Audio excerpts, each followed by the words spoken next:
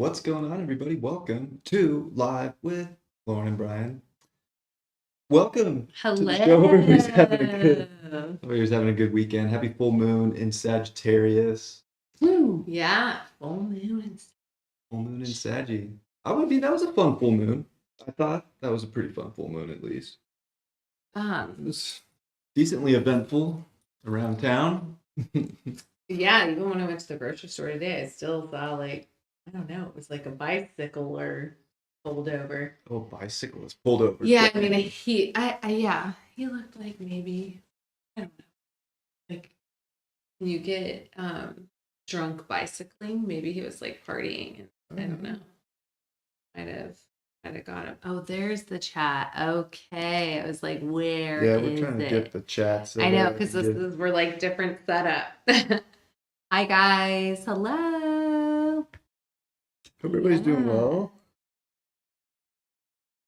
Hi, yes. Hope all you guys are doing good. Yeah, full moon energy, right? I mean, it happens every month, but yeah, I don't know. It's on the great attractor, 14 degrees. So, yeah, the asteroid Giza, the pyramid, opposite Atlantis and Gemini. So definitely some past life memories or karma, or I don't know. Yeah, something of maybe some ancient knowing. Maybe or some, like downloads of ancient knowledge. Because that was kind of the download that I was getting through the astrology was time to empty the cup, the things that we believe, like a lot of our bigger beliefs and bigger truths and philosophies, not that we have to ditch them. Yeah. But it's almost like that time of the year where we get the full moon in Sag, where it's like empty the cup. It's Gemini season. Like you can't know it all. Like there's still new information, new downloads, right? Right. So maybe some of that is what's coming in. Is some of that like Darcy, like Atlantis. Yeah, I believe it. I would say, yeah, absolutely. Like downloads, like you know. I mean, look, Mercury's conjunct Uranus too. So like that is the download. Yeah. Absolutely. Like that's the galactic download right there. We should also talk about in this live with everyone, like, because I've been on that kick lately of, well, just because of these shows that you would think I'm still in my Jupiter in the 8th, but I don't know. Maybe now it's just going to come out because Pluto's going into my 12th and my 6th. And so it's like, the paranormal, I can't get enough of it. And the show that I'm watching, she's such an insane medium that I was like, what astrological transits, traits, like in your, not transits, I'm sorry, aspects in your chart, that can like indicate that like medium ability. Like she literally like sees and talks to the not living, but can at least like help others that are going through this in their homes, like help them remedy the situation. Like she's definitely a healer in that sense, but she doesn't have a birth time, man. But she's a Gemini. Oh, she's all fucking Gemini. She is like all Gemini. And it's so funny too, because I like used to live next to a lady that she claimed she was a pet psychic. And she was all Gemini. And I'm not saying that that's not true, but she definitely had narcissistic tendencies. But I really wish I had a birth time for this chick because she must have so much shit in the 8th or 12th. Like, but she is like all Gemini. Yeah. And yeah, she looks like a Cap rising to me. Yes. So like that would put like Gemini 8th house, So I was definitely thinking that. It's called The Dead Files, by the way, for anybody who is curious what the show is. But her and her like colleague, right, her partner on the show, he's a retired detective from I think the New York NYPD. Yeah, he's a retired homicide So detective. He does like the like real detective work on like more of the real stuff. Like what are the facts? Okay, is this a burial ground? The 3D facts. What's going on here? Like these different things, that go on, and he interviews the people, and she doesn't talk to anybody, not even him during the investigation. No. She rolls in with just a dude who's filming her on a little handy cam and just talks to the dead channel, sees everything, and she picks out. Oh, they told you to put on Do Not Disturb. Hold on.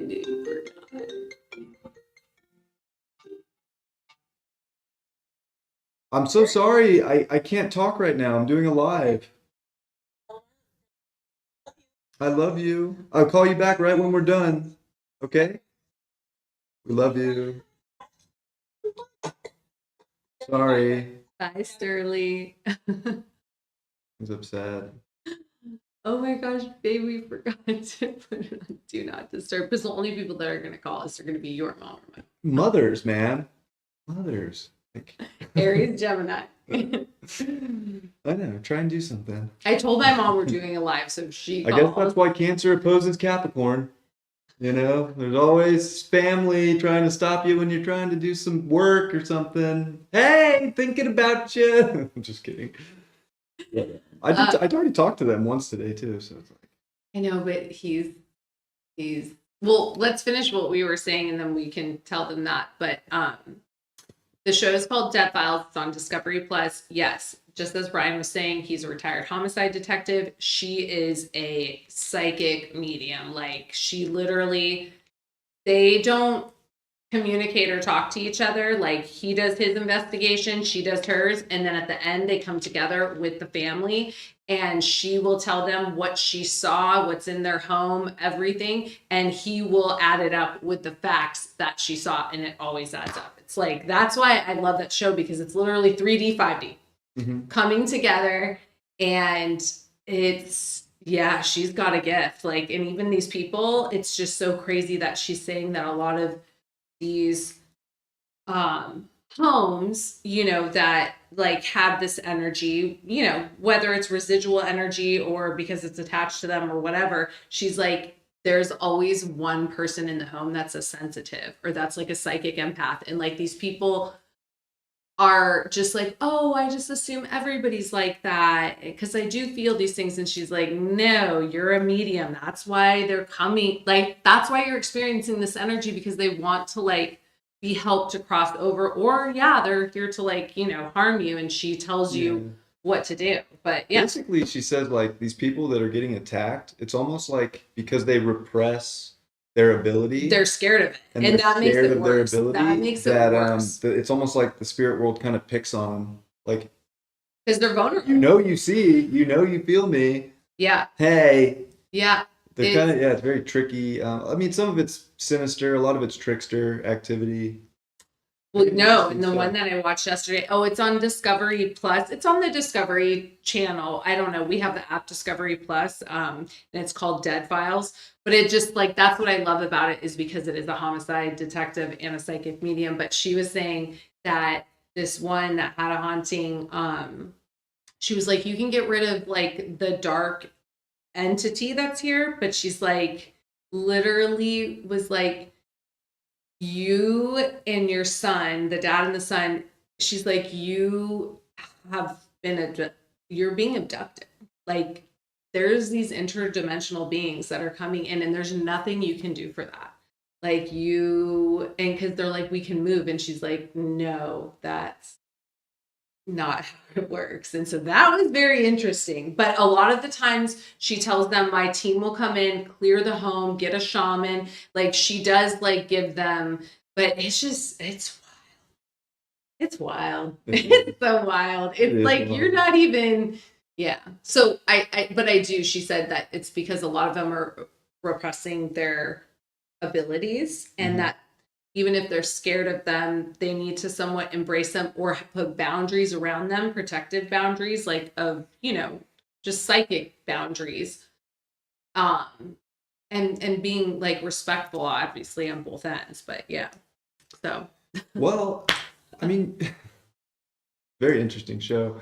You did mention moving, and I haven't told anybody, at least on any of my channels or socials yet, but we're moving too. We're moving back to Grass Valley. I'm moving back to Grass Valley. Lauren manifested her Hallmark town, because Grass Valley, Nevada City is totally a Hallmark town. In fact, it was in A Christmas Carol, which is a Hallmark movie. So it literally is a Hallmark town. It's so funny. It is. And at the same time, ghost town. Literally like manifesting like two, like. I know, it's both. Yeah. I know, because it was an old mining town. There's so much, there's so much spiritual activity there. They on said both like sides of the spectrum, like whether it's hauntings, or just like, I think that area is a spiritual vortex. energy. Yes, that's what they It's a say. vortex energy. It just like draws people to it, and there's a ton of light, and that's how it goes. Like equal parts. I feel like wherever there's a bunch of light, there's always going to be dark too, because of polarity. But yeah, it has what we're both. going to talk about today. But yeah. But yeah, we're moving July 1st, so this is our last month in this apartment. Kind of crazy. Yeah, it's very exciting, and we're very excited that, and like Sterling, his son, and he's going to be starting kindergarten, so that's just going to be so. That'll be good. That's like a big time at that age. Real cool. Like, I was talking to my best friend yesterday, and her and Sterling are exactly 1 year apart, and she said her daughter was that generation is so sensitive. Like, yeah, Neptune and Pisces generation. Oh man, star seed AF, but like just at the most heightened like ability, like Neptune and Pisces. They're Pluto, Capricorn, Neptune, Pisces, but she was so shy and introverted, and her daughter's an Aquarius. And when she got into kindergarten, like I can even tell, like when we're FaceTiming once a week, like Avi, her daughter, will come in, and she's like, she was always so shy before, and now she's like, I'm like, oh, do you love kindergarten? She's like, yeah, I love school. Like it gives them some structure. So yeah, it's absolutely. very good. Yeah. And his mother's best friend just happens to be his kindergarten teacher. Yeah. Which is kind of interesting. I'm like, ooh, Mora, that's I don't know if it's good or not, because he knows how to get what he wants from the people he's comfortable around. So good at that. He's very so good. Manipulative, and he's a Sag. He's pushy. Scorpio rising. First house energy. He's very willful. So I'm like, ooh. I mean, it sounds good on paper. I kind of can't wait to see how it manifests, because I feel like he might push it a little bit in that class, almost feeling like he has like privilege, right? Oh, for sure. And he's just like so cute that he can. Oh, he's good. I'm telling you, he's like a reincarnation of like when I was that age. I'm like, I see you, boo. Like he knows what he's doing. Yeah, he definitely does. He's funny. I'm excited to be back in his life. Yeah. No, I'm glad that it's so good. I've moved down here over the last year and a half. But I'm so happy that I get to go back. Yeah. So I'm happy that you're coming with me. That's like the best. Oh, thanks, babe. It's almost like I just had to come get you, take you back. Of course, last year I had some great experiences at High Vibe. I'm like, we are moving together. You're like, I'm moving. Did I say I said we? No, it doesn't matter. That's irrelevant. I think I just said I haven't told anybody yet. Well, I think because you were meaning that because you're from Grass Valley, right? Oh, I'm moving back. Yeah, you're moving back to your hometown. Because I said we're moving back to Grass Valley. I was like, well, I'm moving back. Right. Yeah, but I can't wait. I can't either. I can't wait. And it's like the cute, and I just can't wait to not be in apartment energy. It's too much energy for me. I need like home life. Home life. But yes. Hello, guys. I know, right? We just went off on a tangent. But well, it seems like everybody's pretty stoked on the topic. Lauren came up with it today, and I was like, hey, what are we talking about? The empath narcissist paradigm, which I'm sure that everybody, this is something that I came across that I was researching last year, and probably because I've been dealing with this energy always. And it's harder to, they say when you're reading like the textbook stuff online, it's like even harder to identify than a narcissist, right? Because it's the empath narcissist paradigm. So it is someone that can connect with you deeply and draw out, those deep, like you confide in this person. But obviously where the narcissism comes in is after that is all, you've made that close bond, and this is anything. It doesn't just have to be a love relationship. It can be friendships, family, all of that. That's where the narcissism comes in, because really at the end of the day, all they want is control. And extremely insecure. But the difference between that empath narcissist versus just a narcissist is that a narcissist doesn't feel shit. It's like they're just like, whatever. This person can feel and relate, but then they're gonna flip it on you to it. If anything, it's like maybe one of the most like it's hard to identify and probably like when we say dangerous, it's like, what does that mean? It just in terms of emotionally dangerous, because the difference they said between the empath narcissist is that empath narcissist paradigm have emotional intelligence where the narcissist doesn't.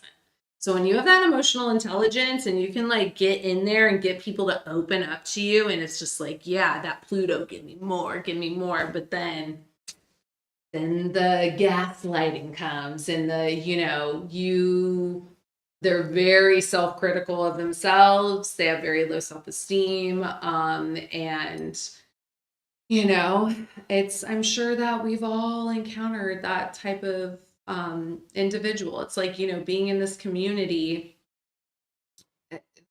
whatever label we want to put on it, it's like a lot, which we've learned throughout our, like, not only our relationship, but before that, so many people that are like light, that they're like, yeah, love and light, ASMR, all this shit.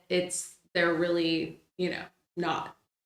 So I think that that's what I guess really like hits me the most, is because I'm just like, why? I mean, I understand it, but I don't, if you're trying to really like better yourself and step into your true self, like there really is no, I understand we all manipulate to some point, but when it's at the other person, like you're actually like harming the other person, like they become a victim.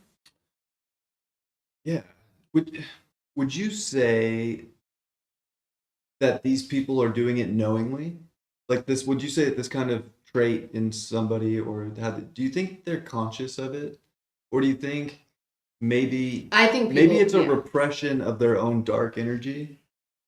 That because they want the light maybe so much, they want love and light, that is ultimately, I think, what maybe they're striving for. Yeah. But there's a repression of darkness. Do you think that maybe it comes out in like that kind of unconscious way where they start to manipulate or put the focus on the other person as a problem, or the critique of themselves against others? Maybe has something to do with not wanting to do the shadow work in their own lives? Oh, that's what I was just going to say. Right. They want to bypass. I mean, it's many labels into this one thing. Like this energy is an empath because they can relate and feel where a narcissist can't, but then they flip it and they're not, because they don't want to actually, and like, who doesn't want to do shadow work? I mean, God, I do not understand that. Who doesn't want to? Who doesn't? A lot of people don't want to. I know, but the only way you're ever going to get real with yourself is to fucking look in the mirror. Is to literally look in the mirror and be like, I can't, this false. And that's why it goes back to like, honestly, I mean, it can happen at any time, I'm sure, or it can never happen. Like, I know many people that are, way older, and it's like, wow, you really didn't like take a look in the mirror. Like, you really don't understand. Oh, it's just everybody else. That from like 38, your second node of return, moving forward, I don't know how. I mean, I understand how you cannot transform because you just repress that shit. Like, probably with addiction or seeking, shit outside of yourself, whatever. But like that turns into, they said this empath narcissist paradigm have a lot of depression, a lot of anxiety, because they don't write. I don't know. I mean, I'm sure that for a long time when I was not my true self, definitely was in my ego and not doing shadow work, but it's almost like I had no choice. I really had no choice. I was like, I can't live like this, Yeah. Like I can't this false sense of self. I can't even, if I'm not being authentic to myself, how can I be authentic to anybody else? It's like everything is just an illusion and it's just not real. And as a water sign, as a Pisces, you know, I have to feel. So it's like maybe for somebody that is more detached, they can ignore it. For water signs, I don't know. That would be hard. Yeah, I agree. Well, I would say water signs are 100% going to be more receptive to all the emotion. Yeah. Not that other, you know, every sign can be receptive to it, but there's definitely that type of energy in us. Like, and you have, you know, you're kind of learning more about it when you're in that element, Yeah. right? Gosh, you know, I had something while you, like, middle of what you were saying that I wanted to bring up, and totally lost You it. lost it. Hold the pearl of fire. Hold the pearl of fire. Yeah. Hold it. Well, right. It's so the darkness too, like whether it's in us or others or just in general, it's not comfortable, right? Mm-hmm. So that's why I think maybe people want, in general, it's not that they try to, but it's almost like an unconscious, you know, safety, Mm-hmm. you know, so like a safety switch that gets hit. Like it's so much easier to just think of everything positively or bypass, you know, big moments or feelings or, you know, something because you want to go, you know, I think many of us too, we want to go towards the light. Like I feel like we feel like that's where we're being pulled by a higher power, but we still can't at the same time disregard the shadows in ourselves and in the reality of our lives because it's just it has to be dealt with and transmuted. And that's where you really like go into the fire, and that is where the transformation comes. And you know, it's interesting because was that Carl Jung that talked about 35? And I would say that, yeah. So I think that any like pretty much between 33 and 40 is that time for people. Huge. Because generationally speaking, you are going to get, of course, your second nodal return at 36. But what you're also getting at that time is these big Pluto squares for like our generation too. Yeah. And that's going to start creeping into the 40s for generations. You know, the kids born with Pluto in Capricorn, they're not going to get theirs, you know, that Pluto square for a very long time. Right. I think they'll be in their like late 40s, you know, it's almost like a decade later that they get it. But for at least the people we know in our lives that we've witnessed, that is a big turning point. I mean, you're getting a big transformational square that's activating some like DNA that you never experienced before. Yes. It also has to transmute darkness of the 30 whatever years prior. Yeah. And kind of get you back on track for a nodal return that's like, okay, you're going, gotta go here, but you know, you can't disregard too where you've been and what you've felt and what's been held on to. Well, I feel and that's like where I would say, you know, more of maybe air signs or earth signs maybe have it easier because maybe they do detach a little bit easier from that, where the water might be more emotionally invested right, in holding on. Mm-hmm. And I think that too, at that time in your life when these life changing transits happen, it's putting other people in your pathway that are a mirror, that are triggering you. And that's what it is, because it's meant to like be like, look at your fucking shadow, deal with it, like accept it, grow from it. You're supposed to integrate it. You cannot have your shadow without your light. Like that's what I don't understand. It's like, right, the shadow is Lilith energy. It's repression. It's like what we don't want to accept in ourselves. Because when anybody, I absolutely do believe so much that if you are triggered so much in someone that is looking back at you because it is something deeply ingrained in your subconscious that you need to look at, like 100%. And of course, like with just narcissism, path travel, etc., that many wounded people, of course, you know, because if you push down those wounds so far, that's where that narcissism builds up, and you can't even, it's been pushed down and repressed for so long that you are just one big wound. And it's like, to me, it's so obvious, but this has been my life. I've been around, that's like my a big lesson for me, not only in family stuff, that I can spot a fucking narcissist from a mile away.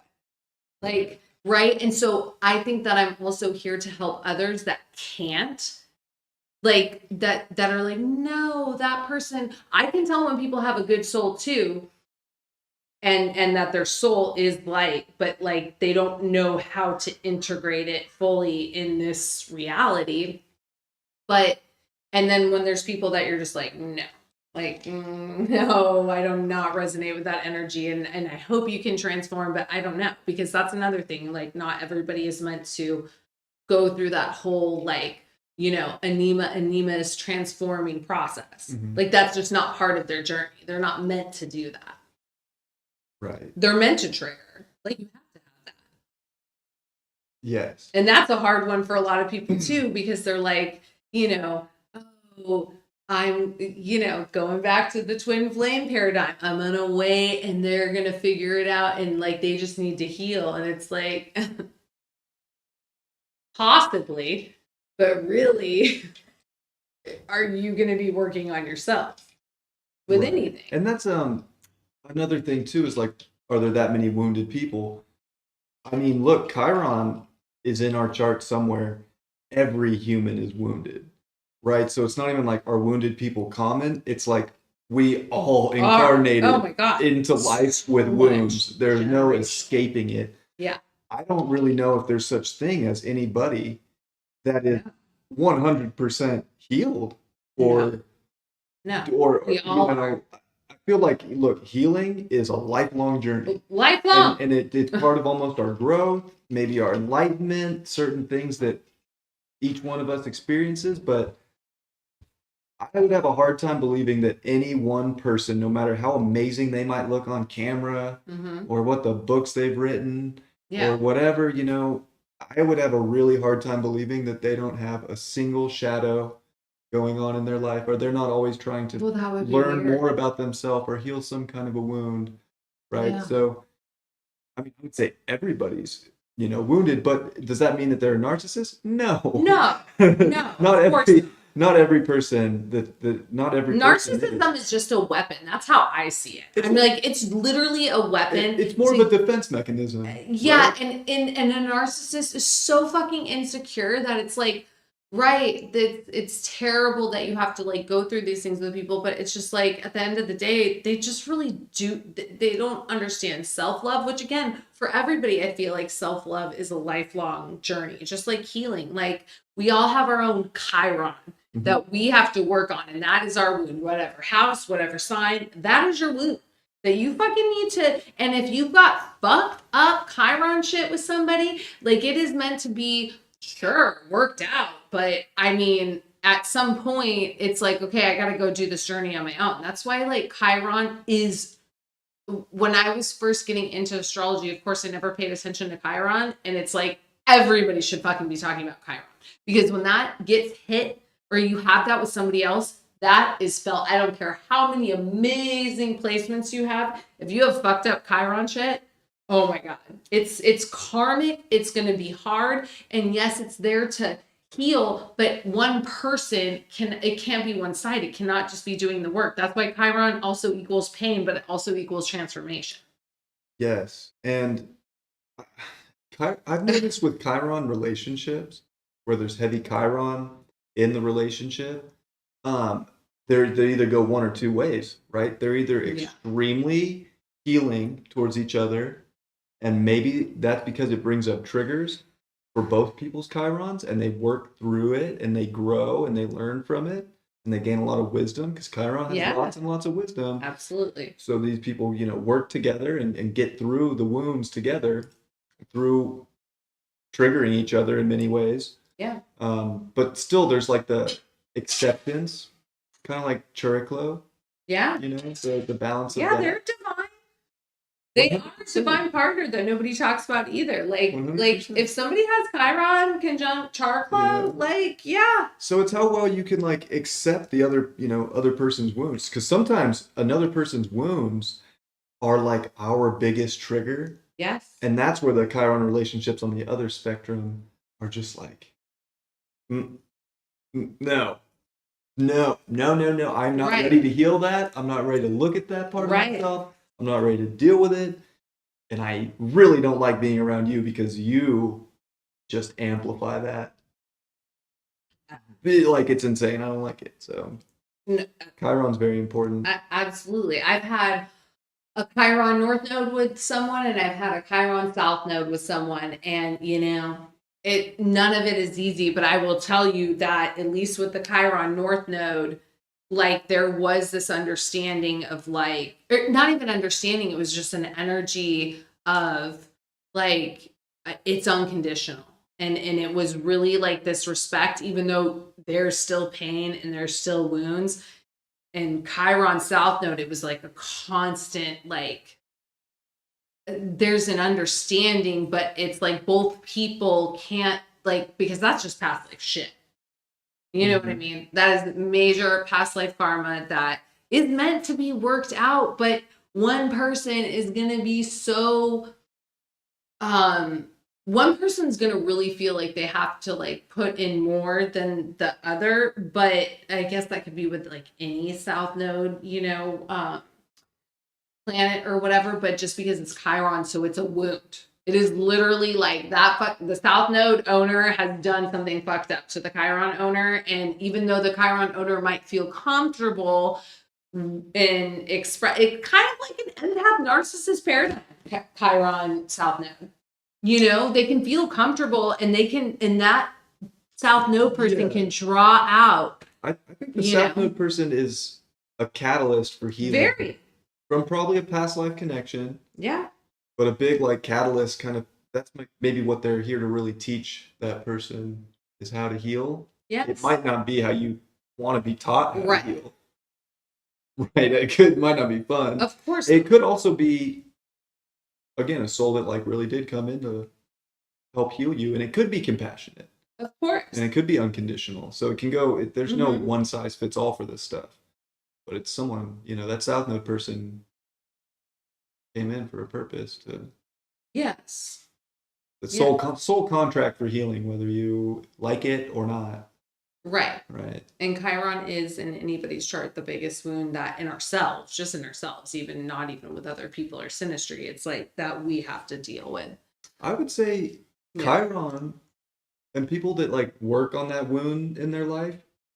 There's something about Chiron. This may be why I even feel like Chiron really deserves like home in Virgo. No, the astrologer that I've been watching, she said, a very well-known astrologer, that he says the home to Chiron is Virgo. I really think it is. I've debated like with David, I think in Spiritual Daddy last year, like about like Sagittarius, because it's the centaur. Like, I get it, but it's because when you work on your wound, you have to go into that vulnerable place, and you really do start to judge and kind of pick yourself apart, and you become very critical, and it pops that like Leo 5th house ego bubble. Yeah. Because in the 5th, like Leo energy and what we all do have within us is this like just powerful, display of energy and self that we can project out onto people. But the Chiron kind of comes after that and like, whoa, you're not a god. Because that's another thing with Chiron, is he gave up his immortality and became mortal so that he could, one, save Prometheus, and two, that he can get out of pain, because the dude was just stuck in pain for eternity. Which is interesting, because I think that there is something too where people that are more, I guess, vested in their healing journey are much less likely to be, whether it's an emotional or an empathic narcissist or just a narcissist, because their own bubble has been popped and they don't put themselves on any tier above anybody else. Right. They still know they're powerful, but they understand that we're all a reflection of the greatest power, which is the God, pain, universe, whatever we can. The power is in the pain. Like, you have to fucking, you have to go, like, you can bypass it. You can. But I don't think that you you can have all the money and you can, like, have all of that, but you don't live what is that show that we started watching because I was like, oh my gosh. Beef? Because we were watching Halo's dope. God, this is so we are so 5th house, 8th house. It's ridiculous. Shows, right? Like shows move me. I'm like, if there's like a connection or this or that. You do have a ton of planets in my 12th too, so it's kind of 12th housey too. I know. I just love manifesting through like Neptune media. Like to me, I'm like, I'm not writing things down. I'm like, I'm watching something or a connection or like visually whatever, and I'm just like, yeah, I feel this vibration. This is speaking to me. And we were watching the show Halo, and I was like, oh my God, these people are definitely soulmates, twin souls, whatever you want to say. I was like, I bet if I Google it. But as I was Googling it, nothing came up about that, but the show called Beef that's on Netflix. And so I was like, we have to watch the show. And we're not finished with it yet, but that's the other thing. From what I've seen, toxic. Like, there's nothing twin flamey about that show. That's a karmic. Everybody's literally, I am convinced that, and I do believe in those connections, and I know that they're out there, and that that's the person's in life, like that is what they're here to do, is like heal, because that twin soul paradigm is to heal relationships and the relationship paradigm and all of that. And that whoever came here to do that is meant to come into alignment, however, what way that is, right? But what it is not is what everybody says it is, that it is this runner, chaser, third party, all this shit. I'm like, no, it's not. They're all in plutonic relationships. Yeah. Literally. Because that is what is... that's what I was fucking in before we got together, and this is the most healing relationship I've ever been in. And that's what everybody wants you to think, is that it's like, oh my God, like you obsess over it and you can't stop thinking it, and it's this and it's that, and it's that's like a plutonic relationship. That is a plutonic relationship.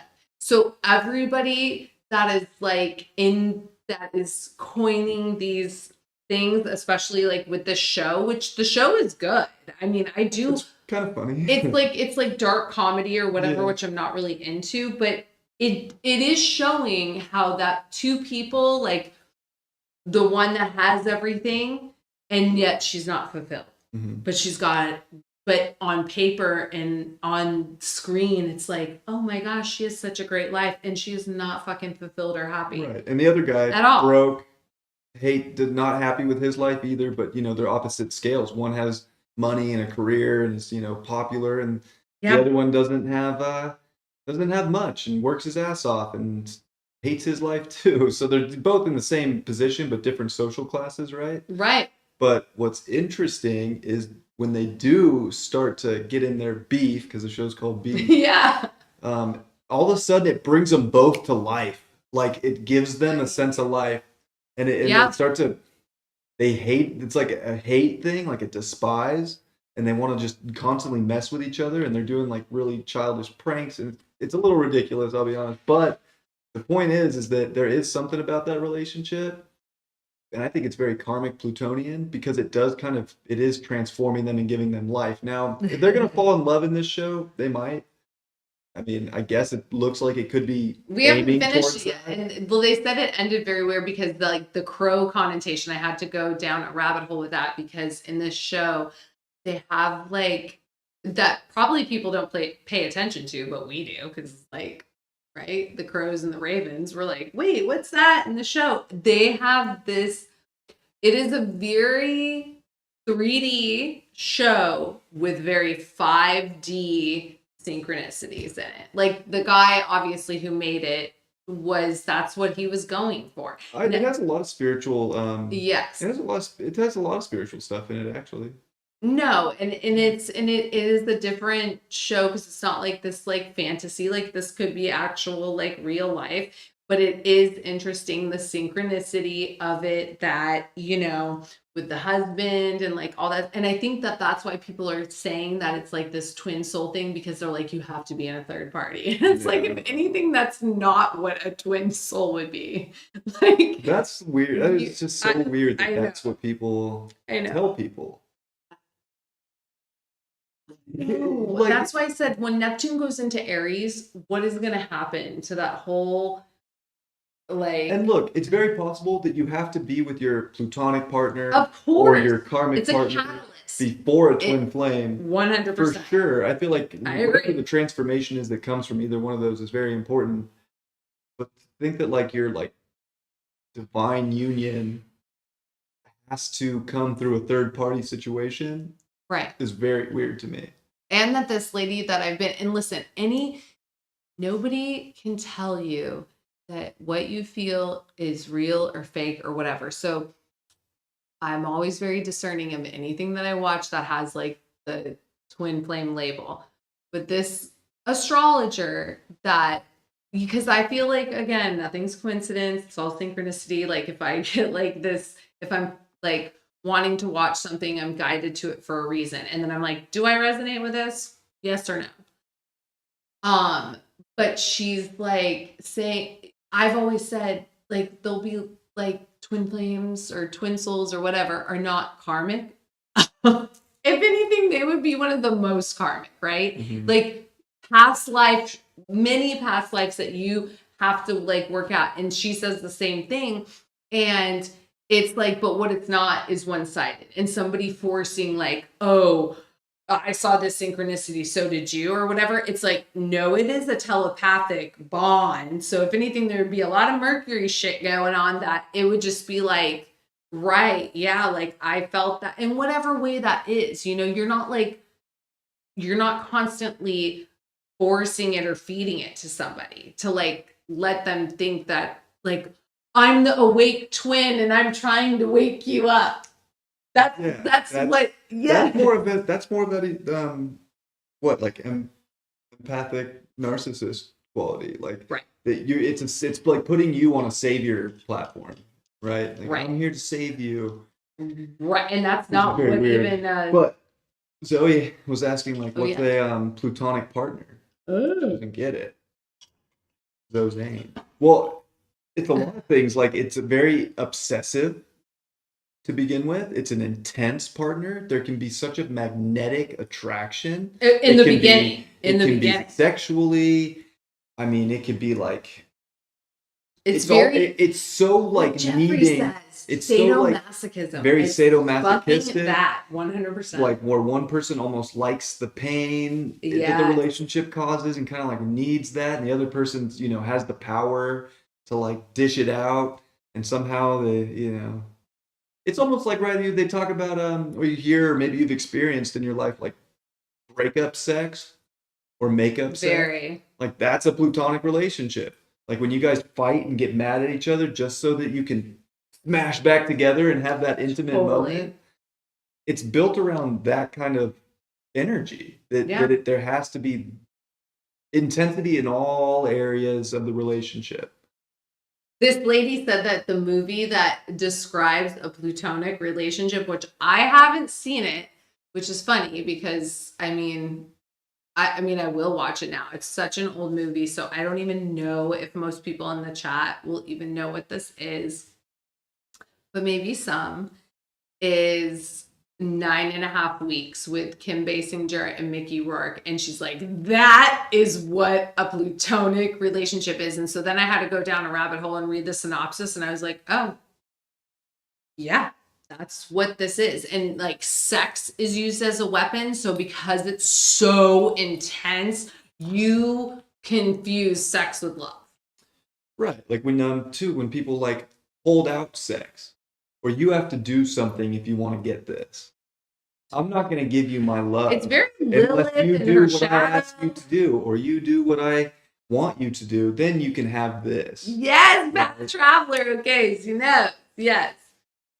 So Path Traveler, if you've seen that movie, I'm going to watch it because like I'll watch movies for research, right? Like what I read, it's And I mean, back in the day, that's when Mickey Rourke was like looking good. I bet that's a sexy fucking movie because it's Mickey Rourke and Kim Basinger in their prime, but toxic, right? Like, that's what the synopsis part that I read. She's like, that is what a plutonic relationship is, where both people, nobody's really surrendering to each other, you know? And it's very like, I mean, we can always say Scorpio energy, but like what's to me the sexiest version of Scorpio energy is exalted, like somebody that's fucking transformed and like worked through their shadow, and it is working through their shadow, and it's like passionate, and it's like, you know, not like maybe it's like it's passionate, which could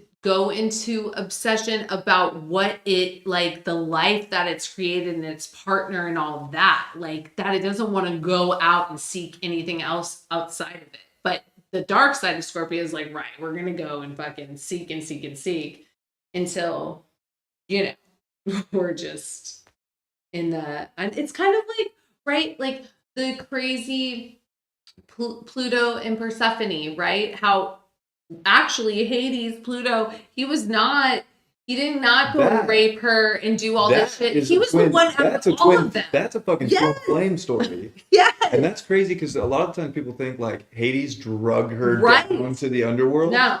He asked and she like was down. And then he said, you can do it. You're queen. The queen of the underworld. You do whatever you want. You want to leave 6 months a year? Please. It was her mother that was like the one that was creating this camp. You. I just love you, and I want you to live I want you to do what you want to do. And he did not like. Yeah, that's like the real shit. He was like one of the only gods that didn't do all that fucked up shit, like Jupiter and Zeus, and you know. And that story represents like the seasons, right? So spring through the harvest. You know, summer is the 6 months that Persephone was in the above world. Or, you know, on Earth. 6 months she's in the light, and 6 months she's a fucking queen. In the dark, and that's where we get fall through winter. You know, because she was really the goddess too. Oh, because was her mother Rhea?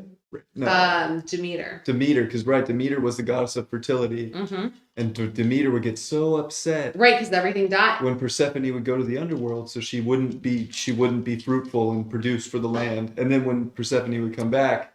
Oh, I can produce. Demeter had obviously a codependent. That was the plutonic relationship. Right, with Persephone. And it doesn't even have to just with people in general. That was I'm not going to produce life on Earth. Right. In the underworld. I can't quit you. I can't. I'm so... Yeah, so it's just like, there's that obsessive quality to it. Yes. Deep.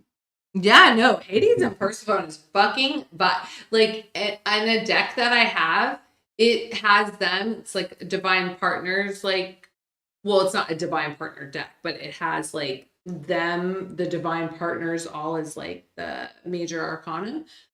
So like Eros, Psyche, Isis, Osiris, Freya, Odin. But what it says for Persephone and Pluto is transformation. Literally about fucking transformation. Like, he did not keep her there. He was like, right, you're free to go. You know, it had to do with Zeus being like, oh shit, everything's dying, like I can't have this happen. And you know, like literally, because it is about transformation, you know. Always has been. My mom was like this. She'd draw me in and make me feel safe and then flip it around at a future date and sting me. I get that. Yeah, I totally get that. And tell them, I'm gonna use the ladies' room really fast, but tell them because I do agree with this, especially lately. I don't know why the South Node's been coming to me so much. Maybe because we're about to like switch into these nodes with relationships. South Node Libra. And Pluto too. Pluto squaring the nodes. Like I feel like that's another like big, you know, force. So yeah, the nodes are important. But yeah, I know what you want me to talk about. And when the Venus because I feel like everybody talks about the North Node so much, and you have to integrate both, but like, right, North Node, it's not comfortable. So everybody thinks when something hits their North Node, they're like, yeah, being taken to my death destiny. It's like it's not that you're not. No, right. It's not that you're not. Yeah. It's just more consuming, and it brings more harsh energy. And yeah, I mean, I'm gonna. Yeah, are you gonna go? Yeah, I'm gonna go. So right. I mean, look, I feel like I've talked about this with you guys before, but it is that, like, what I've noticed, especially since doing astrology, is this nodal axis, and I look at the nodes a lot with astrology, and I'm kind of always talking about them and thinking about them, and what I've seen correlate in my life with the nodes is that when you have like aspects to your nodes, or even the transiting nodes where they're at, it's never the north node that is like easy, right? Like, and every astrologer is always like, gotta go toward your north node, don't do the south node. And the fact of the matter is, it's just not possible to do that, right? Wherever the south node is in transits in your chart or in your life or whatever's going on, like, that's a place to like find some actual comfort. Or when the south node transits your planets, usually like it's kind of getting rid of something, but it's not as harsh as when planets transit the north node. Like, that brings a different level, because it's really it is trying to get you to do that point, because that's the point at this point in your life, wherever it's at, that you're not as comfortable in, because we're always gonna be more comfortable where the south node is. It just and just in your natal chart, right? It's such a deep part of your being, of your soul's journey. There is no forget your south node. Yeah, right. It's built in. You've been doing it for lifetimes. It's not something you can leave behind or forget. And why would you ever want to leave behind and forget all the work you've done in that archetypal energy anyways? It's incorporating it with where the north node's at.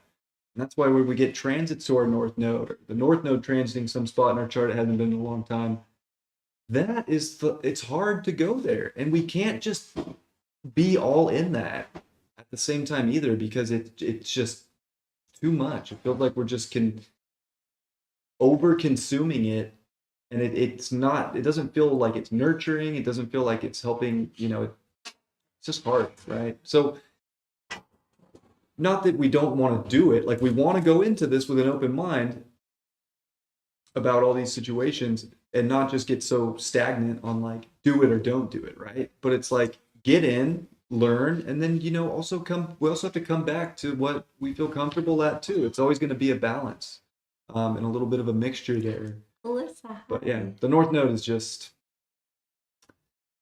it's much more difficult, or intense. And look, difficult is probably the wrong word to use. In all honesty, it's just not as comfortable as probably the best word to use.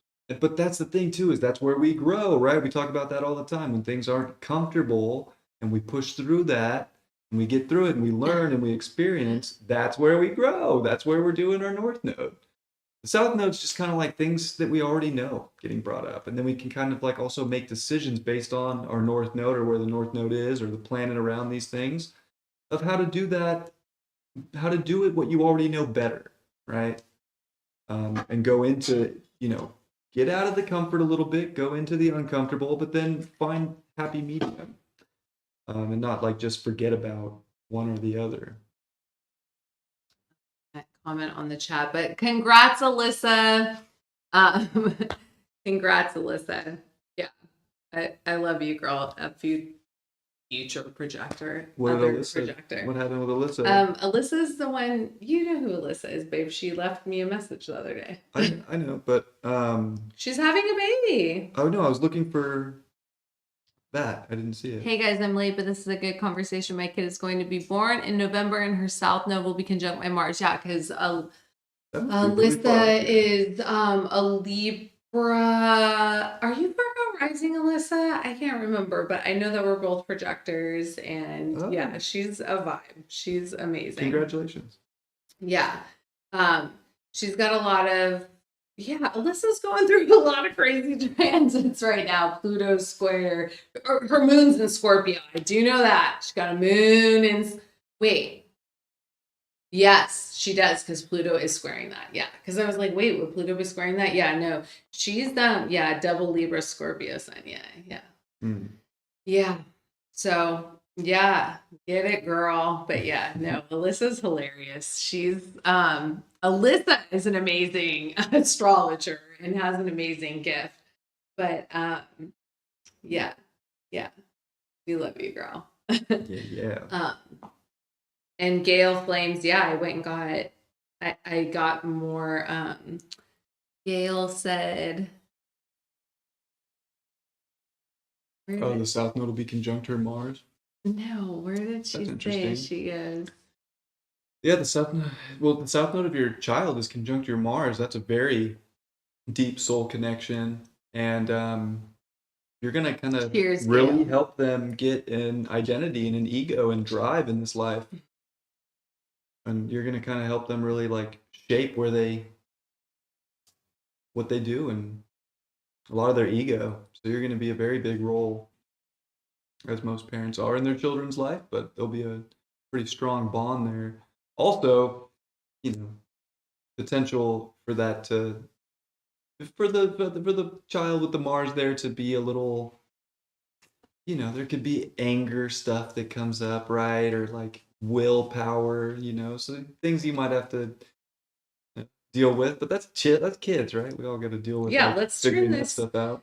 Let's turn this into a chat. Amanda Hammer, hello, says, I believe my lunar return is this month. Bryan mentioned that in my reading. I just can't figure out how to see it on my chart to look for the date. Well, you have to go to lunar return on whatever, program you use. So go to the lunar return. But then she put, I don't know what lineup I'm looking for to see it. Can you help, Amanda? Yeah.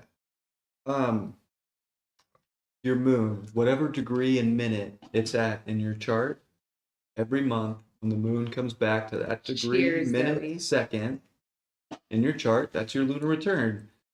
So if you have software that you can just progress it, like Astro Gold or Solar Fire or other softwares, Luna, you can literally, without even going into any other chart, just grab the chart of the transits, progress it until the moon reaches that exact degree, minute, and that's your lunar return chart for where you're at that time. Make sure you have the location right. That's the lunar return chart.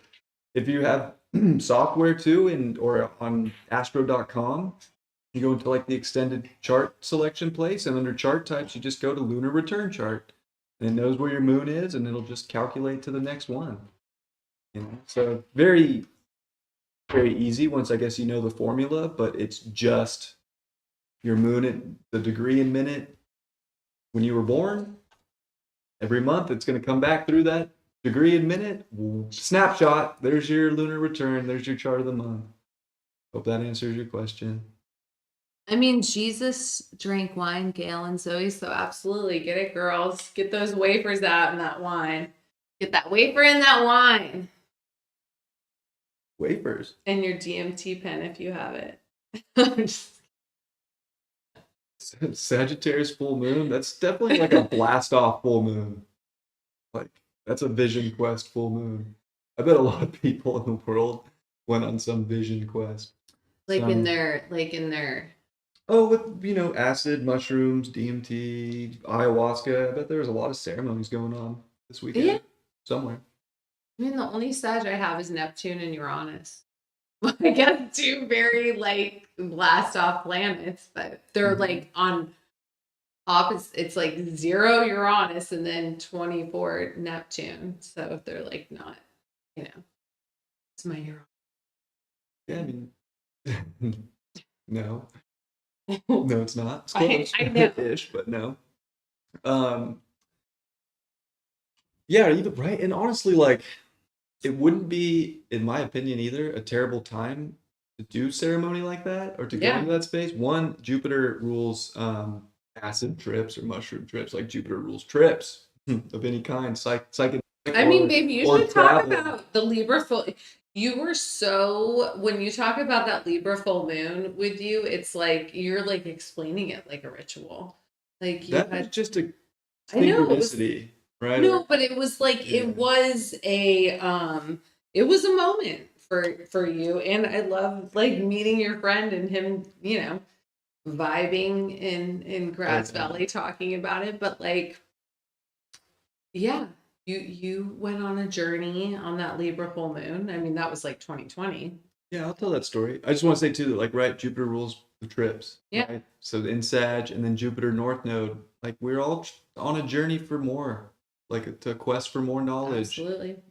You can learn a lot about yourself. And even if you don't go into those spaces, and look, I haven't done it in a long time, 3+ years now, but the point is, whether it's through meditation or philosophical learning, like we can always learn more, and that's the essence, is like to learn more about ourselves and our journey, and to bring more value to our lives through the quest, wherever that quest is. So anyway, I want to say that, but yeah, I agree. that full moon, it was the Libra full moon of 2020. That was a catalyst moment. I was just gonna say catalyst. That was the catalyst. That was a huge, like I was already really going into astrology and like practicing it on Facebook and doing donation readings. But I went out camping with my friends that night, and they were going camping, and I was like, yeah, I want to go. I got the invite, so I went. And even your friends we dropped acid. He said that you were like, dude, I'm done. I'm gonna do astrology full time. And that you were telling him that in that moment, and like your friend was even like, yeah, like it was like not only just a catalyst, like a eureka moment or this or that, because I knew that full moon was like very prominent because David had talked about that full moon for so long about relationships. So I knew like Libra relationships, but obviously for you, it was a catalyst into where we're at, like what you're doing, like huge, yeah. That you were like, I'm done. I'm not doing that anymore. And like, cause your friend said that, Yeah, no, I remember talking like, because it was a camping trip. So like we didn't drop acid until like 9 o'clock or something. It was acid. I thought it was DMT. No, it was acid that night. But before that, like we're setting up camp, and it's like full like bushcraft camping. Like this isn't going to like a campsite at some like recreation place. Like we drove miles out into the middle of nowhere, and we all set up our camp, and like we're getting wood and getting ready to build a fire. And when I go with them too, we build fires with that group like straight up with like our knife, like not even using a lighter, like ferro rod and a knife, and like we'll whittle off the kindling and build, just it's a whole like kind of experience and fun process, because it's we're not, I don't know, I guess the point is to just like survive naturally, which was a cool trait that I learned through my two Mike friends. Both, well, one's a Leo, one's a Gemini, but shout out to Galactic and shout out to Stokes. But yeah, it was doing that, and then we went into that space, and I was telling him like, yeah, I'm not doing turf anymore. And Mike, my friend, my Gemini, that friend that I went with, like him and I did turf together, and he was like, yeah, that's crazy. And I was like, telling him and the other Mike, like, yeah, I'm gonna do astrology, like that's what it is. And they were like, good luck. Good luck. I was like, yep, that's what I'm gonna do. Dropped acid that night, and that was one of the craziest experiences of my life, because I remember looking at the moon and just being so like happy with decisions I've made and things and just my own consciousness that had expanded up into that point. And that was also where I've just like traveled the most dimensions in my life off that. That was the best acid I've ever done in my life.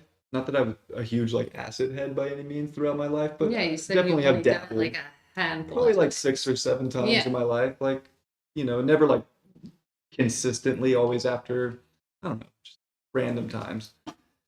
But that one was like crazy, because I left 3D that night. Yeah.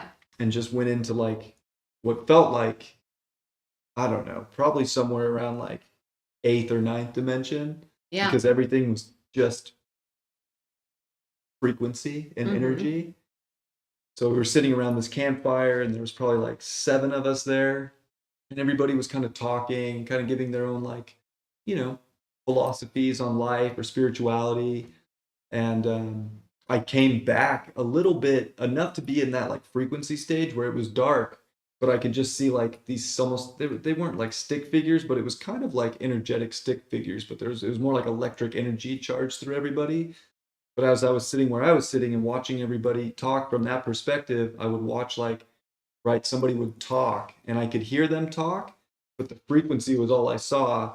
And it would be like one person over here would talk and just frequency would just scatter throughout the ground all the way up into the other people. And then that like electric stick figure would like light up and pulse because it received the like energy, Yeah. right, and the frequency. And that was how I was watching the dialogue, and I was like, God, that makes so much sense. Like we put all this density just to fill in the space, but like that's all that's really happening, right? Is this just like frequency vibrations going around and interacting with one another? Yeah. Like from that view right now, it'd be kind of crazy because you guys are all so far away, but there's this internet, you know, frequency getting broadcasted out and everybody's just listening and lining up. Right. That was crazy. And I came back to 3D, but I was high as fuck. Like you're like, oh no, we're back. But I came back into physical to where I could see the bodies and my friends and like the moon, right, and the campfire. And I'm sitting there and they're all talking, and I was like, I had this urge to want to like give some spiritual, you know, hit them with like spiritual tea. Like, they're all talking like about theirs, and I'm gonna be like, yeah. And I remember like I went to open my mouth and talk, and I swear like something hit me in the back of the head. It was like my higher self or some, you know, or God, or I don't know what it was. I didn't see it, but it was just like, then I remember like, didn't say anything. And I realized in that moment that it's silly to even like, I wasn't there to teach or like, look at me, look what I know in that moment. And that everything's already been said. Everything's already been said. So why even, you know, pretend like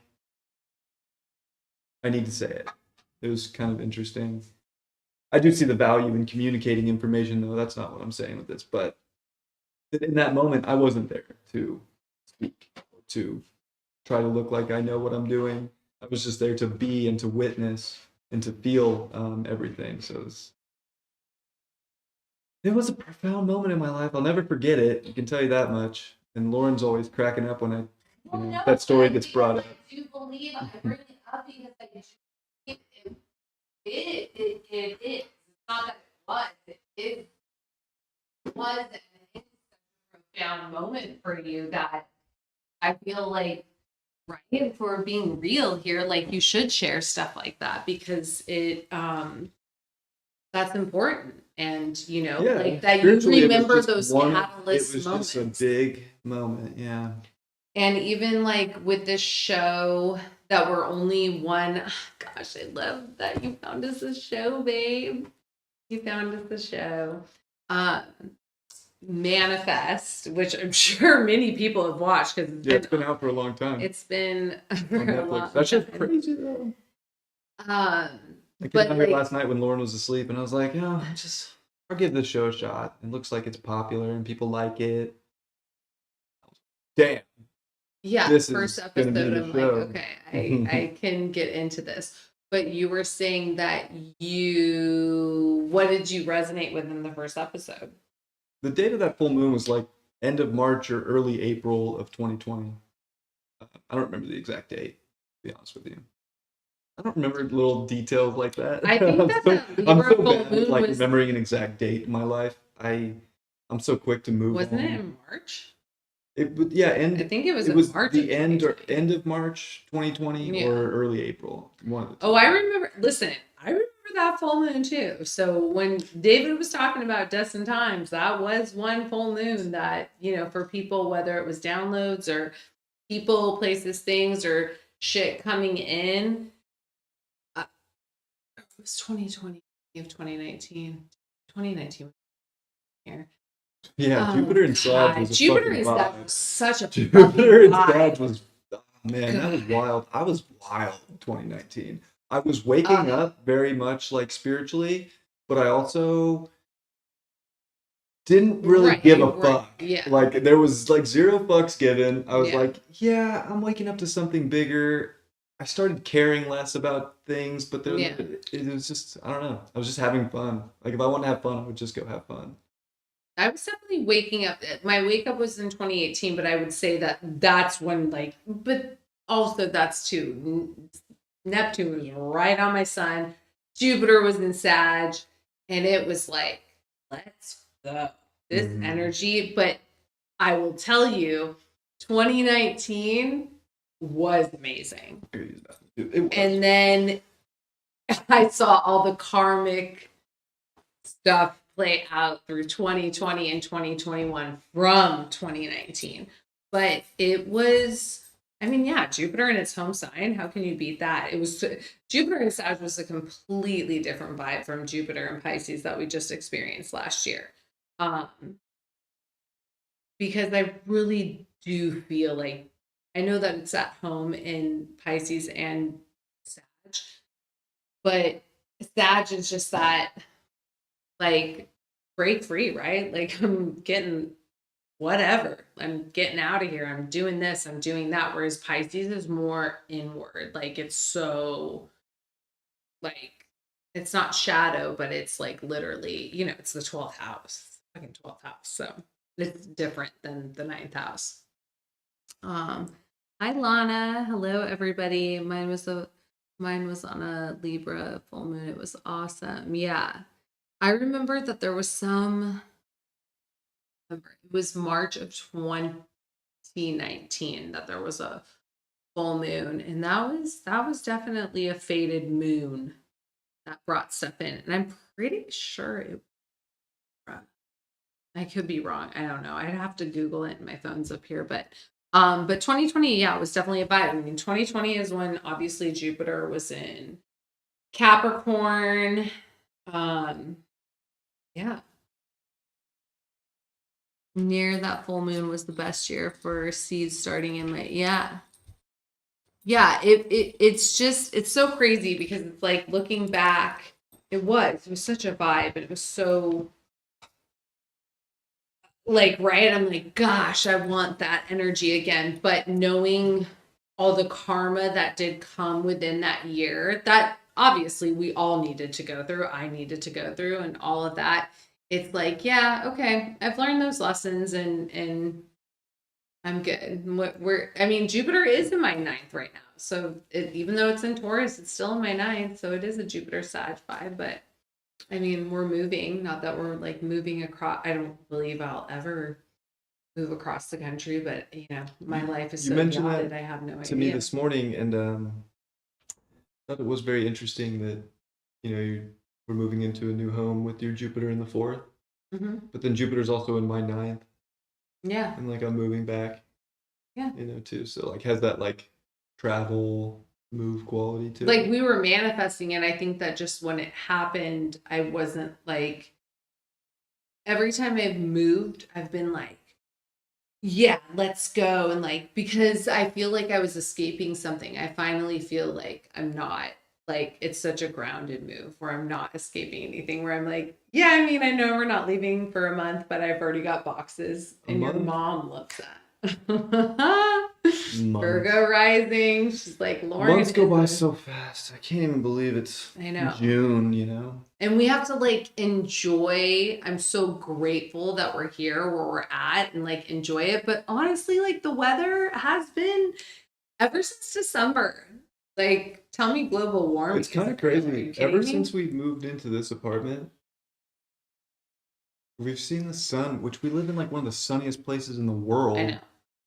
Usually, we've maybe gotten a month's worth of sun. Maybe? Yeah. Like, it's been so weird. And I love like June gloom, and I love like Oregon weather and all that, but it does, coming from Arizona, it absolutely, like, I love it in the morning time, and then I'm like, okay, I'm ready for the sun to come out, because I do realize, yeah, I need some sun energy in my life, like 100%. And when we went to Grass Valley, it was sunnier there, and it was beautiful. And just yeah, I'm just so, I don't know, I'm just so excited to like have my Libra Taurus energy like decorate. Like, I love that. I mean, moving is like nothing to me. I should be a professional mover. It's like, I'm with you. We're very similar in that because my entire life, yeah, I think I've only lived in maybe 2 places my entire life for longer than 2 years. you would think we're military Like brats. it's like every year Yeah, of my life I move. it's an adventure, But I man. got Chiron in the 4th, and I guess like that could bother me. I don't have a home. Right. But like I don't feel that way at all. I'm like I can make a home anywhere. Right. It doesn't matter. And I was reading this thing today with this lady who I do resonate with. So I'm like, okay, whatever she's gonna say and like put out, like I resonate with her wisdom and knowledge. And she's like, it was like 20 star or traits that you're a star seed, right? Um, and she's like that you move, right? You move because nowhere really is because your home isn't here at all. Like we know that, but that you're comfortable just it's like whatever, okay, maybe every year it's going to be a journey somewhere. And so like I think people in my life have finally realized that where they'd be like, "What? You can't like be," and it's like, "No, I don't." I mean, when I'm with the right energy, sure, but I don't it's just like whoever you're with or wherever the people in the tribe around you, it's like that's where a home is just a home. Like you can make that anywhere. Whenever I hear, or even say like home is where you make it, right? I always think of Joe Dirt. Oh gosh. Home where He you make loves it. to quote movies. Home where you make it. You like to see homos naked? Home where you make it. Yeah, you like to see homos naked. That's cool, man. Whatever, dude. Like home is where you make it. Yeah, dude, you like to see homos naked. Whatever, dude. That's cool. Yes, Path Traveler. I would love to be in a home for 17 years. That's why I'm just like, I do. I'm so excited about this home because I feel like it's going to be our home.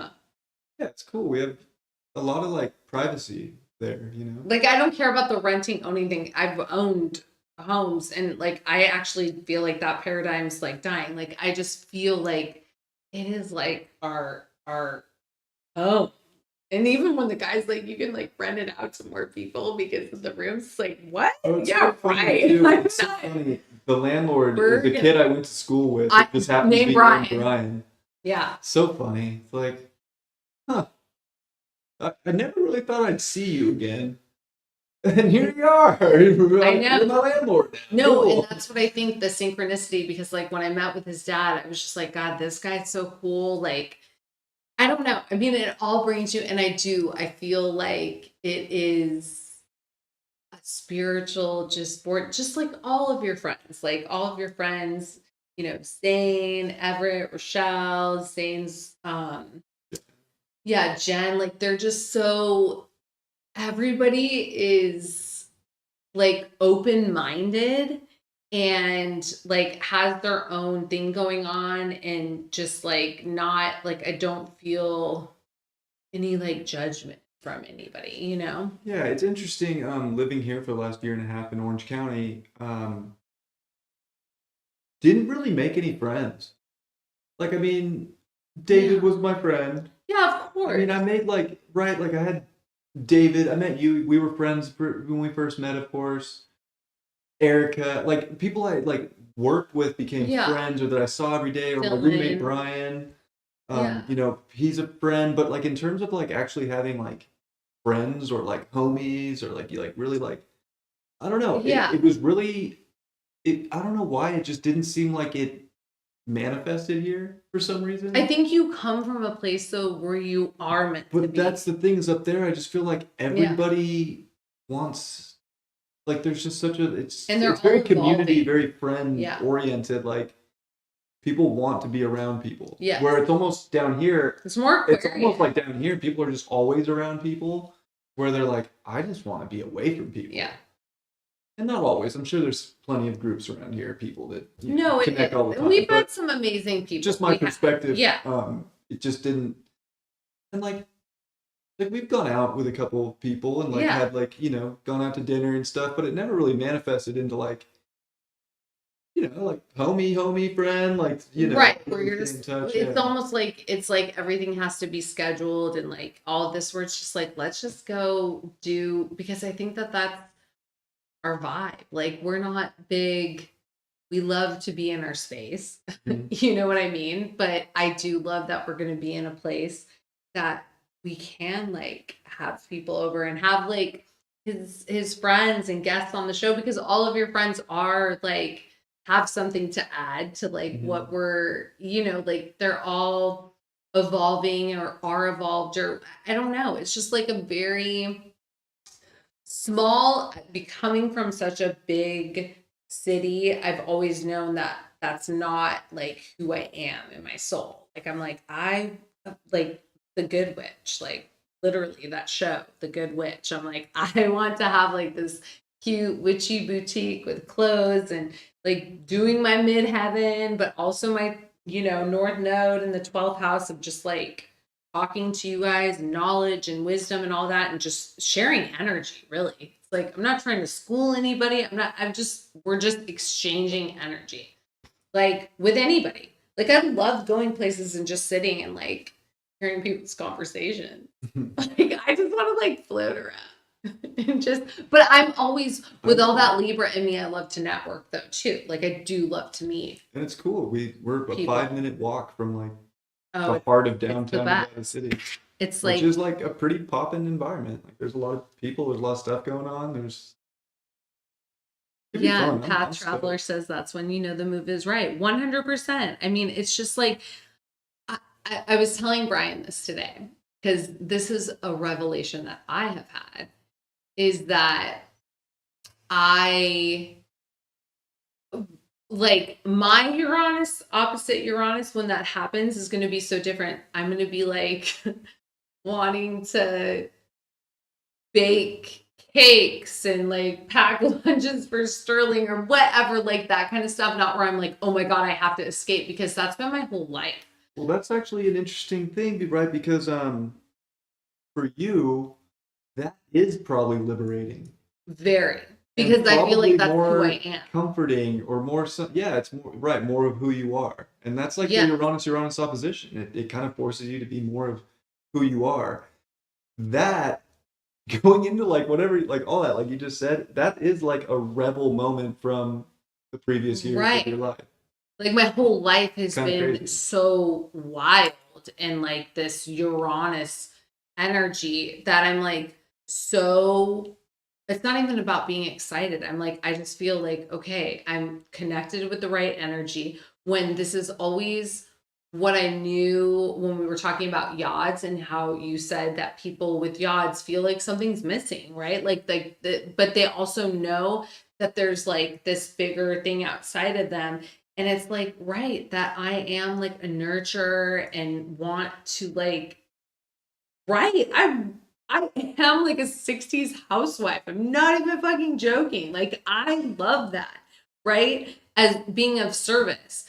But that I've always gone, that's what I've always knew was longing and missing, but I've always went the opposite relationships, the desires, the ego, the I've always gone to the plutonic relationships, because I'm like, oh my gosh, this is what it feels like to be in love. It's like, it's always got to be passionate and it's always got to be stimulating. And then when it's not intense, it's like, right? What's then you're just wrong? like fighting. What's right. wrong? And there's something wrong. And it's like, oh my God, that's actually what I was meant to surrender to, is to not like, yeah, you can. I mean, and that's why, right, we were guided together. I mean, obviously, but I'm just saying that it's just so crazy that I'm like having that revelation of a moment to be like, this is what I've always envisioned and it's manifesting, but I've always gone the opposite direction. So, Yeah, I still do think too that like we incarnate as either a very Iranian personality, mhm. a little wild, a little rebellious, a little crazy, and then the second half of our life, usually if you incarnate that way, you become a little bit more Saturnian, Yeah, a little bit more structured, things together, like, you know, right. or you're born very Saturnian, you know, And then all of a sudden, later on, and halfway through life, you flip more Uranian. So it's very interesting. I feel like majority of people make that flip. And like, I would say you had a very Uranian first half of your life. So it would make sense if that's where you go. And then I think about that for myself, and I'm like, God, I fall right in the fucking middle. Right. I'm very Uranian and very Capricorn, very Uranian, very Saturnian together. So it's like, what the fuck am I gonna be? But then I'm like, well, I'm a Joker and Cards of Destiny. Well, yeah, like, I don't even. Who knows what I am? Who's gonna be on your fucking Venus? So listen, we always say this. At least we're like so honest and open with our relationship, because I think that this is a big part of our mission. If that's what you, I don't even feel like it's just us doing life and our relationship and sharing it with people, and our gifts and everything, that it's like, right? Like, am I gonna be like, if I can leave me and do that? It's like, whatever happens is, then that means that there's something else then for me if you go other way. But we know that all of our paths, especially Sterling's, are all intertwined. Yeah. Like, this is what you can't live in the future and you can't live in the past. And if anything, that's what you teach me. Because are you kidding me? As a fucking water sign, I'm like emotional as fuck, being like, we're going to be together forever. You can't tell me that everything dies and it doesn't do this. And it's like, and you're like, no, yeah, it does. And I'm like, the Saturnian Capricorn. It does. We just don't know when. But I think that when you do come together with the right energy, that it's you why would you not work to, like, it relationships are work, like you put in the work to, you know, I don't think that we're two people that are like searching outside of ourselves anymore. Right. You know, like if that was the case, then yeah, like any transit that comes up, I could be triggered by that shit. But I'm like, I think that two people come together when they're ready. Just works. Absolutely. You know? I completely agree. Yeah. Oh my God, we went off on a tangent. We did. As I'm cooking taquitos. Do you guys have any questions? God, we're just like sitting here going on and on about our new beginning, but we love you guys. Welcome to our house. Hanging out. That with the tree out of my window. Nice, Zoe. Yeah. Hey. Do you guys, like, what is everybody feeling? The energy? I mean, I don't know. The energy's always, it's been wild, right? It's been wild since 2018. So what, does anybody have any questions about like their chart or anything like that? Let's take questions and answers before we peace out. Like, let's do like 15 minutes or 10 minutes of questions and answers. I was just thinking too, when I like went to go to the bathroom a little bit ago, mm-hmm. I was like, gosh, I just finished talking about the full moon. Yeah. Like that Libra full moon. And I was like, gosh, when it comes to dates and stuff, I'm like, I am the least nostalgic person on the face of the planet. Like, I just like... Baby, your so superpower is being able to detach. I mean, we talked about this with Carol. Like, I told her. I'm like, yeah, wow, I did really enjoy that time. But, like, very few moments to get even brought up into my consciousness like that. Like, I'm always... I know, because you're here to experience on a very... Yeah, it's very weird. On a very more Saturn level. If anything, you're here to give people, like, the lessons where it's, like, other people that are just, like, right, watery beings and are here to feel. Maybe you're not here to feel as much as, like, other people, and you're here to be like, hello, don't you get it? Maybe. Hold on, we have to ask these questions. I'm kind of getting nervous about the Venus retro being a Libra. It's going to go over my Chiron. Well, God... we should be getting nervous about it, right? It's gonna be on your south node, my north node. Like, okay, so it's Alyssa. I'm kind of getting nervous about the Venus retro being a Libra. Now, why wouldn't Leo be sextiling the Libra shit? Why are you getting nervous? Oh, because your Chiron. Where's your Chiron? Is it in Gemini? I guess it's in Leo. Oh, it's gonna be conjunct. Yeah, what are you? Aren't you like 87, 88? I don't know, babe. Here, I gotta go check. If her Chiron's in Leo, she's probably like 93. No, I don't think Alyssa is that young. I mean, not Yeah, that. Oh wait, Alyssa, I believe is 30. Yeah. Because I always get She's got nervous. Chiron in Leo. So do you have Chiron in Leo, Alyssa? 92, 94. I mean, listen, it's not like She's 30, 93. just be glad you're not a fucking Venus and Aries because they're the ones who are getting hit with Chiron. So, I mean, it's just going to make a quick 40-day pass over it. Yeah. I don't think you need to be nervous. I mean, I feel like, look, that's your chart ruler, right? So it is your ruling planet. So there's gonna be something felt, but it's gonna help you hopefully like love yourself more. It's in your 11th house probably, or close to it, or at least in whole sign it is. So it's like a revolutionary like approach to your feminine energy, to like your relationship to yourself. That's gonna be a big one. In identification, you're gonna be a mother. So there's like a whole new identification of like who you are and how you relate that to people and to the world. And it's okay to be a little vulnerable in that place as it's happening. And I don't think you need to be nervous about it. But you'll see like when we come into the end of the year after, the shadow's all done and get into like October and, November, you're just going to start to look at yourself differently. You're going to start to show yourself differently. And I'm probably going to up the feminine energy in you, and kind of revitalize that.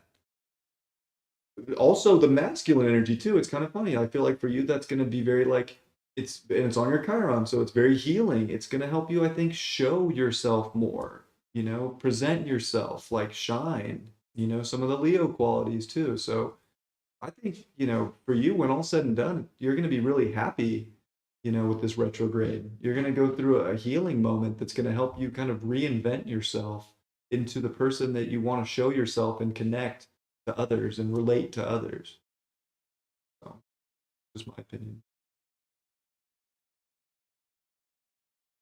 Can you use retrogrades to like review things and redo anything needing improvement?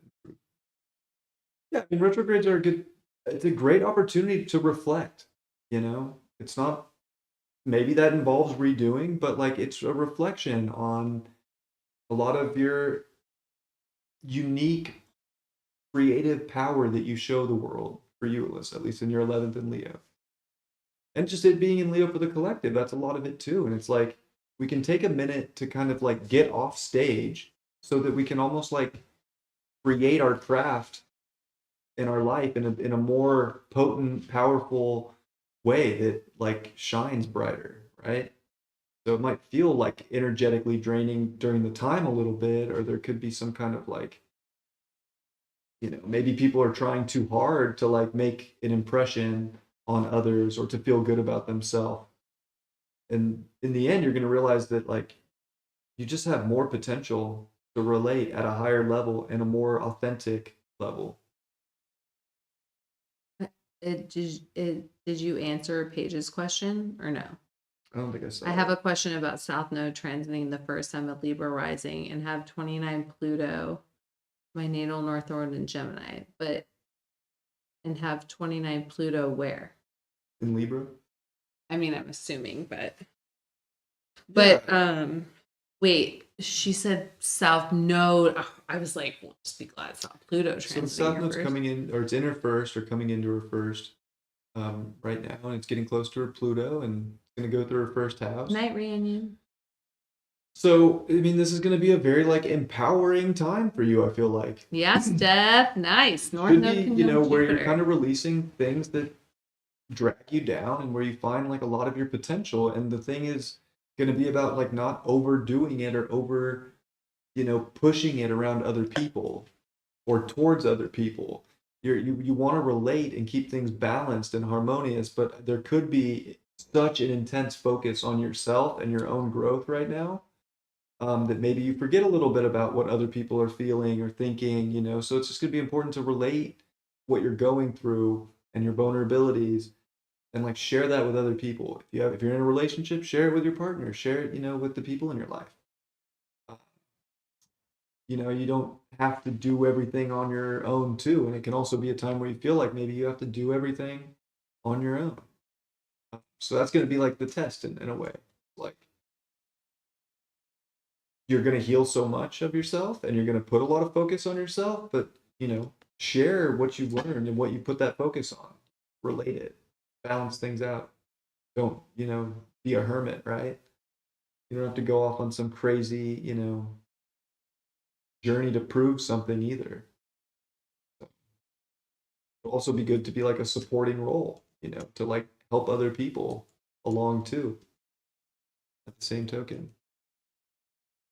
Oh, I'm just saying, yeah, Steph, North Node conjunct your Jupiter. That's destiny. Destiny. Right? Like it's your destiny. and I believe that Steph said a long time ago that her Jupiter, right? Isn't it at like 29 Aries? So like a karmic degree. So yeah. Okay, here. Computer back, but yeah. You just gotta sign into your YouTube. And I know, but I don't know. My battery's low and I don't know how to do all that. I'm South Node Aquarius. Yeah.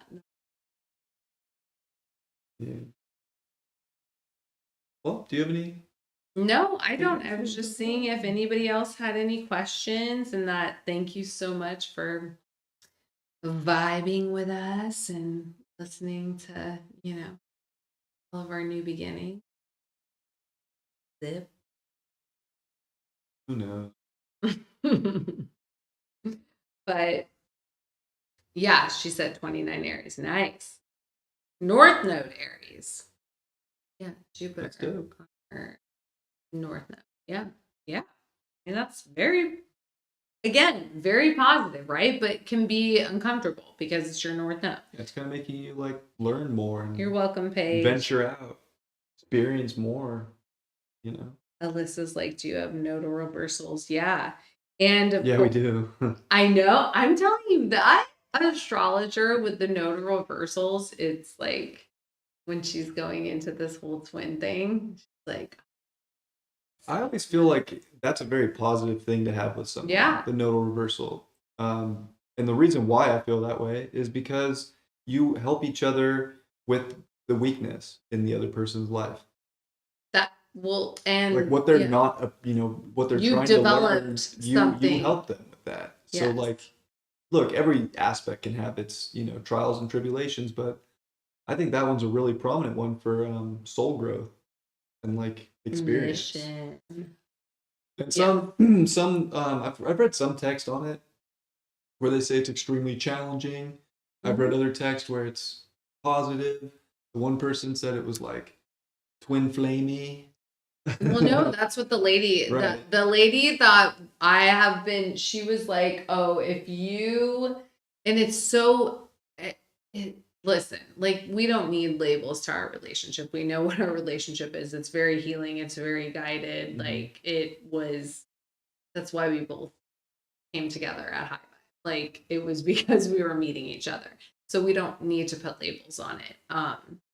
But yeah, she said which I'm sure a lot of astrologers would disagree because they'd be like, no, it has to be North Node Venus or whatever. And she's like, if it's South Node Venus or a nodal reversal, like, you think it's the first time you're meeting, your souls are meeting? She's like, fucking no. Right. Like, no, there's huge knowing the souls have. So of course it's going to have like South Node representation. And she's very into the nodal reversal because she's like, whatever the South Node person has developed is helping that North Node person. Whatever the North Node has is helping the South Node person, which very much so is our relationship. So we're not sitting here claiming that we're anything. We just know that it's a very healing relationship. It's very healing and it's very unconditional. Mm-hmm. Which, so when any of these labels sit here and like say all this stuff, it's like, yeah, we're label-less, babe. Yes. And I feel the same too about like Pluto. Like if you have Pluto in your, I guess we have this one too. So it's like if you have Pluto in the second house natally, and your partner in their natal chart has Pluto in the 8th house, mm-hmm. you guys share the polarity points with the natal Pluto of the other person. So there is like also that similar with the nodes aspect where you're really like helping the person evolve, because you're really good in what they're learning and they're really good in what you're learning. Yeah. So I think that's another really positive thing. And then Alyssa said, well, my divorced parents have that and they used to beat each other. So everything is different. There is no one size fits all. Like one aspect in a chart is not going to represent every, every thing. Hey, my divorced, my son's mother, who I divorced, we have the nodes. Yeah, damn near conjunct. Her Venus is on your South Node. Yeah, it is damn near conjunct, and we had honestly, we do have a good relationship even to this day, but we had some very toxic moments. Like we never beat each other, but well, I think too, it also is how evolved people are. Really, that's like what it all kind of comes down to. It really the individuals. How do the individuals represent themselves? Yeah, because you can look at synastry all day, and trust me, because this is what I love to do, and it's like validating that there's a connection, but you can't pull anybody out of their shit. You can't, like, if anything, I was telling Bryan, he's the only person I've probably had like such amazing Chiron placements with. Meaning it is healing, and it's because it's like we're supportive of each other. When it's positive Chiron alignments, it's supportive. There's not like this, you did this, you did that, this nitpicking or like really like triggering like each other's wounds. Like we can like, when we're triggered, we have to sit down and have a conversation, even if it's uncomfortable. Mm-hmm. But we're like, yeah, this is uncomfortable. But it's like, well, this is part of what we're here to do. But that the Chiron thing, it squares our nodes because obviously it squares my nodes in my chart. So of course it's going to square your nodes. So, but really everything else, it works. So, it's just a journey. It's all a journey, and we just, love doing this with you guys. And if our faded vertex relationship can be anything to like be inspiring, that's, we just that's outstanding. If it does. Of course. But we love you guys. We do. Love you guys so much. And the chart synastry needs a holster look always. Yeah, right. Study group tomorrow at 2. For anybody in here that's in that, or that watches later, 2 p.m. Pacific. Yeah. Kind of pick up where we left off 2 weeks ago. Finish the archetypes and see how long that takes, and then go into. I'm just gonna let the universe decide where that goes after that. Really? Well, that 6 archetypes gonna take up a minute anyway. Last time we only got through 6, and how long was I doing that for? Like 3.5 hours. You put in work. You went. You did. So good. I think it was like 4 hours. I don't know if that. Yeah. Well, yeah. We're gonna finish that for sure. That's all I can tell you. But it's good because then you were like doing the stuff in the chat, and that's people also want to like. Oh yeah, it's so cool to listen to like other people share. Yeah. Experiences too. Of course. Always being like some preachy thing on a screen. Yeah. You don't have to do that. Well, your Mars is attached, but that's just not meant to do that. It's good for my North Node to share the spotlight. It is, babe. I agree. We love you guys. We're going to eat some taquitos and watch Manifest. So much love. We hope you manifest the best week ever. And we're sending you guys so much love and light. Appreciate you all. Love you.